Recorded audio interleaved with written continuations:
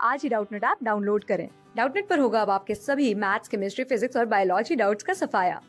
बस अपने क्वेश्चन की फोटो खींचो, उसे क्रॉप करो और तुरंत वीडियो सोल्यूशन पाओ। Download now. इस क्वेश्चन में हमें heat of formation of ethylene oxide given है और हमें standard formation of ethylene oxide भी गिवन है और हमें यहाँ पे heat of formation of acetaldehyde और standard entropy change of acetaldehyde given है। तो उसके बेसिस पे हमें बताना है कि ये पर्टिकुलर रिएक्शन जो कि है conversion of ethylene oxide to acetaldehyde, इस पर्टिकुलर रिएक्शन के लिए इन चारों स्टेटमेंट में से कौन कौन सा स्टेटमेंट सही है। तो अगर हम इस पर्टिकुलर रिएक्शन की डेल्टा एच आर निकालें, net enthalpy of the reaction, net standard enthalpy, तो हम जानते हैं कि हम किसी भी रिएक्शन का नेट स्टैंडर्ड इंथैल्पी को लिख सकते हैं as summation of heat of formation of products, summation of heat of formation of products minus summation of heat of formation of reactants, ये हम लिख सकते हैं।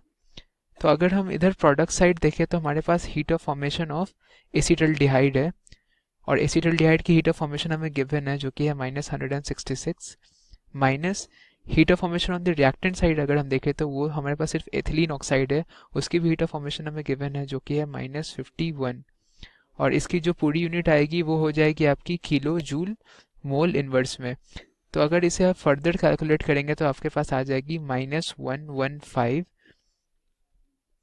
Kilo joule mole inverse. Therefore standard enthalpy change of the reaction जो हमारे पास आ गई है इस पर्टिकुलर रिएक्शन के लिए वो है standard enthalpy change for this reaction is -115 kilo joule mole inverse. ये है इसकी स्टैंडर्ड इंथैल्पी ऑफ रिएक्शन।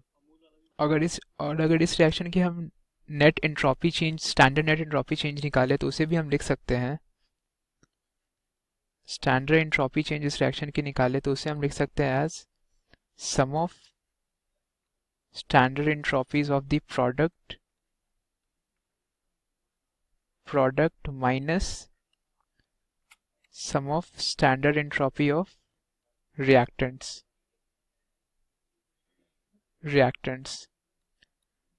तो अगर प्रोडक्ट साइड में देखें तो हमारे पास है एसिटल्डिहाइड जिसकी एंट्रोपी गिवन है हमें, डेट इज -1। हमें इसकी एंट्रोपी, स्टैंडर्ड एंट्रोपी गिवन है जो कि है 266 और अगर रिएक्टेंट साइड में देखें तो हमारे पास है इथिलीन ऑक्साइड जिसकी एंट्रोपी है 243 -243 और इसकी पूरी यूनिट है आपकी joule kelvin inverse mole inverse में, joule kelvin inverse mole inverse में। तो इसे कैलकुलेट करेंगे तो ये आ जाएगी हमारी 23, ये आ जाएगी हमारी 23 joule kelvin inverse mole inverse और इसे हम लिख सकते हैं as 0.023 kilo joule, 0.023 joule kelvin inverse mole inverse, kilo joule kelvin inverse mole inverse. तो जो हमारे पास standard entropy change of the reaction जो आ गई है वो है 0.023 kilo joule kelvin inverse mole inverse. तो क्लियरली अगर हम देखें इस रिएक्शन का हमने यहाँ पे एंट्रोपी चेंज को डेल्टा एस आर नॉट से रिप्रेजेंट किया था, तो क्लियरली अगर हम यहाँ से देखें तो ऑप्शन ए सही है, ऑप्शन बी भी सही है। और अगर हम अब इस रिएक्शन की हम थर्मोडायनेमिक फिजिबिलिटी देखें तो नाउ अगर हम इस रिएक्शन की थर्मोडायनेमिक फिजिबिलिटी देखें तो उसके लिए हमें डेल्टा जी का साइन पता करना जरूरी है कि delta G not either positive है या नेगेटिव है, उसके बेसिस में डिफाइन कर पाएंगे। तो इस हम डेल्टा जी को लिख सकते हैं delta H minus T delta S not और अगर हम यहाँ देखें तो हमारी डेल्टा एच आई है नेगेटिव, दैट इज -115 और हमारी डेल्टा एस आई है पॉजिटिव, दैट इज 0.023, तो टी डेल्टा एस हो जाएगी हमारी पॉजिटिव क्योंकि टेम्परेचर भी पॉजिटिव होती है, तो माइनस टी डेल्टा एस हो जाएगी आपकी नेगेटिव, और हमें पता है नेगेटिव और नेगेटिव इज ऑलवेज नेगेटिव। तो इस केस में डेल्टा जी हमारी delta G not less than 0 आ गई है, देयरफॉर ये रिएक्शन फेवरेबल है, या इस कह सकते हैं हम ये रिएक्शन स्पॉन्टेनियस है और ये फॉरवर्ड मूव करेगा। तो क्लियरली ऑप्शन सी भी सही है। और हम क्लियरली देख सकते हैं कि अगर हम जितना ज़्यादा यहाँ तक टेम्परेचर रखेंगे डेल्टा जी की वैल्यू उतनी ही नेगेटिव होगी, और हमें मालूम है more the negative value of delta G more is the formation of product.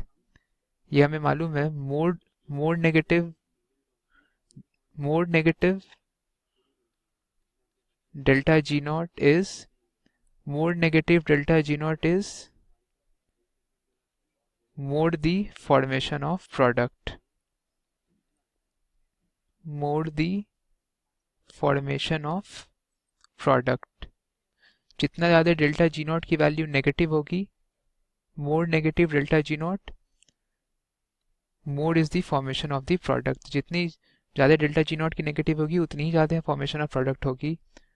तो हम ऐसे कह सकते हैं जितनी ज़्यादा टेम्परेचर होगी, यहाँ पे हम कह सकते हैं क्लियरली इस इक्वेशन को देखते हुए, जहाँ पे minus T delta S not negative और डेल्टा एच नॉट नेगेटिव है, तो जितना ही ज़्यादा टेम्परेचर हम बढ़ाएंगे उतना ही ज़्यादा डेल्टा जी नॉट की वैल्यू मोर नेगेटिव होते जाएगी। So more the temperature more is the negative value of delta G not, और और जितनी ज़्यादा डेल्टा जी नॉट की वैल्यू नेगेटिव होगी उतनी ही ज़्यादा हमारी प्रोडक्ट भी फॉर्म करेगी। तो क्लियरली ऑप्शन डी भी सही है, जो कि कहता है higher temperature can favour formation of more product because higher temperature favours the more negative value of delta G, and more negative value of delta G correspond करता है more the formation of product के। तो clearly इस question में चारों option सही है। तो ये है इस क्वेश्चन की फाइनल सॉल्यूशन। क्लास 6 से 12 से लेके नीट, IIT, जेई मेंस और एडवांस के लेवल तक 10 मिलियन से ज्यादा स्टूडेंट्स का भरोसा। आज ही डाउनलोड करें डाउटनेट ऐप या व्हाट्सएप कीजिए अपने डाउट्स 8400 400 400 पर।